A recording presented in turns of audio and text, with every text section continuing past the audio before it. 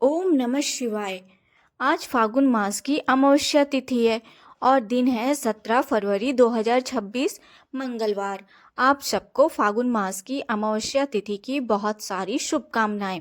फागुन मास की अमावस्या तिथि पर पितृ के लिए जो भी पुण्य कर्म किए जाते हैं उन पर उन्हें आध्यात्मिक गति प्राप्त होती है। इसलिए अमावस्या का दिन पितृ तर्पण दान इत्यादि के लिए श्रेष्ठ बताया गया है। तो चलिए इसी परम पवित्र अमावस्या तिथि पर हम उनसे जुड़ी हुई सुंदर पौराणिक कथा का स्मरण करते हैं। आज है फागुन मास अमावस्या व्रत कथा आरंभ करते हैं।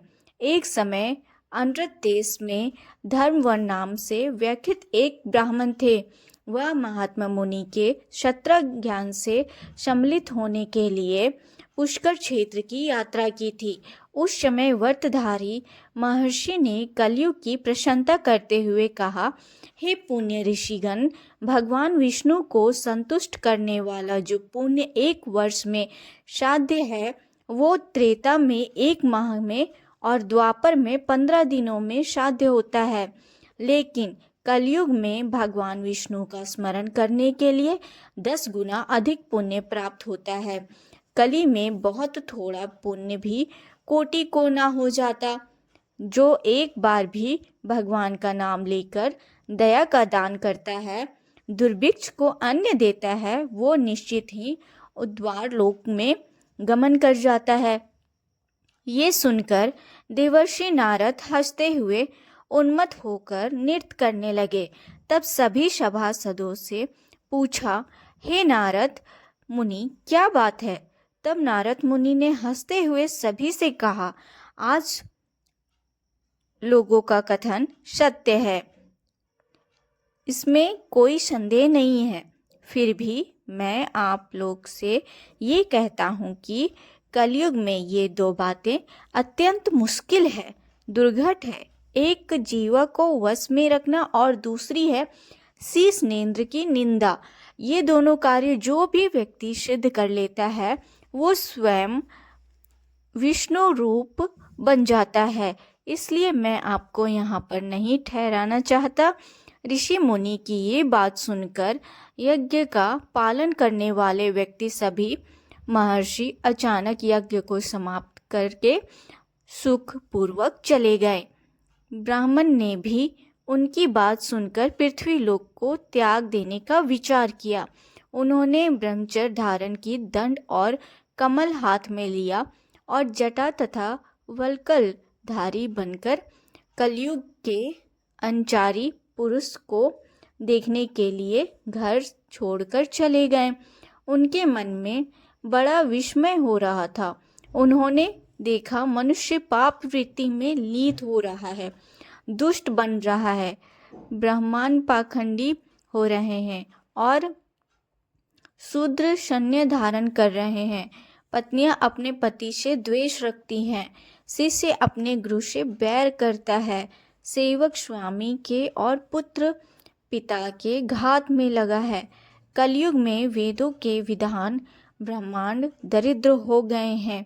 लोगों में पराया भगवान की भक्ति नहीं दिखाई दे रही है और पुण्य क्षेत्र यानी धार्मिक स्थानों पर भी पाखंड बढ़ने लगे हैं। कली में गुणहीन मनुष्य दूसरों की गुण ना देखकर उनके दोषी ग्रहण कर रहे हैं और उसी की चर्चा में भी करते रहते हैं। ऋतुओं में उलटफेर होता जा रहा है। कली में पाए लोग साधन का त्याग कर देते हैं।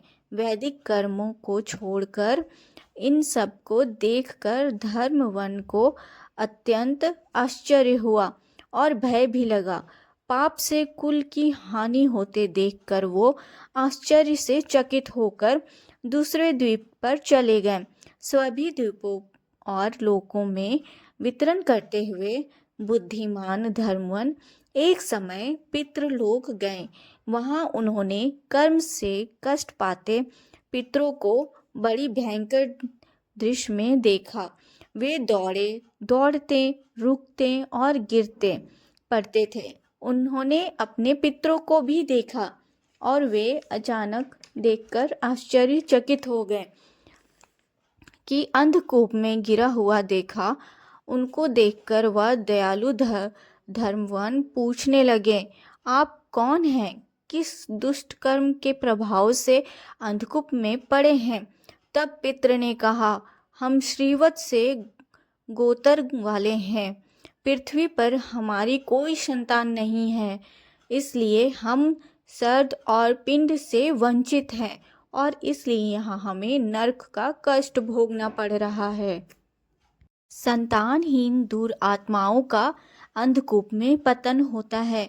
हमारे वंश में एक महायशस्वी पुरुष है जो धर्मवन के नाम से विख्यात है, लेकिन वो विरपत होकर अकेला घूमता फिरता है।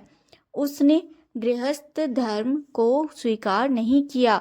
वो एक ही तंत हमारे कुल में बचा हुआ था और उसकी भी आयु क्षीण हो जाने पर हम सब अंधकार में डूब जाएंगे, जहाँ से फिर बाहर निकलना असंभव होगा।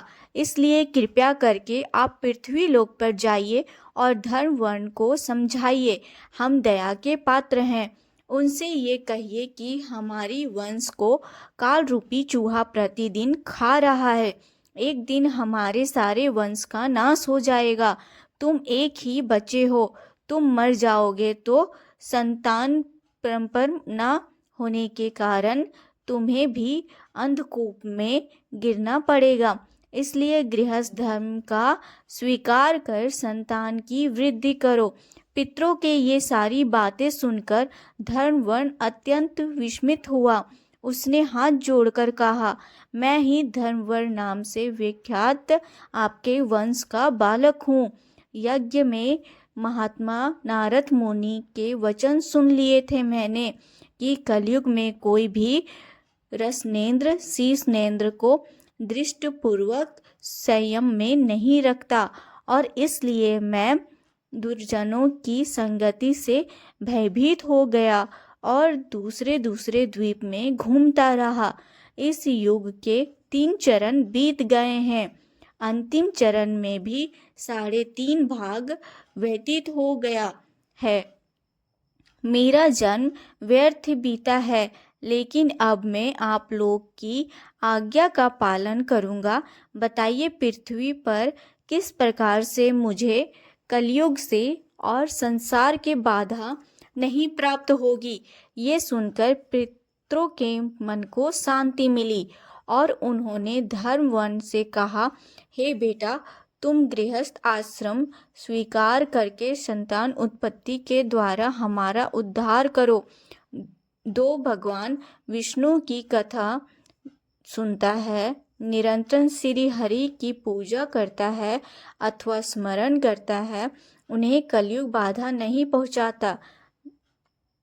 जिसके घर में सलीम ग्राम शिला और महाभारत जैसी पुष्प हो, उसे भी कलयुग बाधा नहीं देता।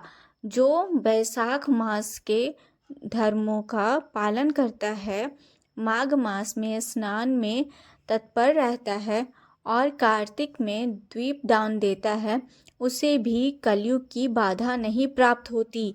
जिसके घर में तुलसी स्थित होती है और उत्तम गायें रहती हैं, उसे भी कलयुग बाधा नहीं देती है। इसलिए तुम शीघ्र पृथ्वी पर जाओ और हम सबका उपकार करो। ऐसी और जानकारी के लिए हमारे चैनल को सब्सक्राइब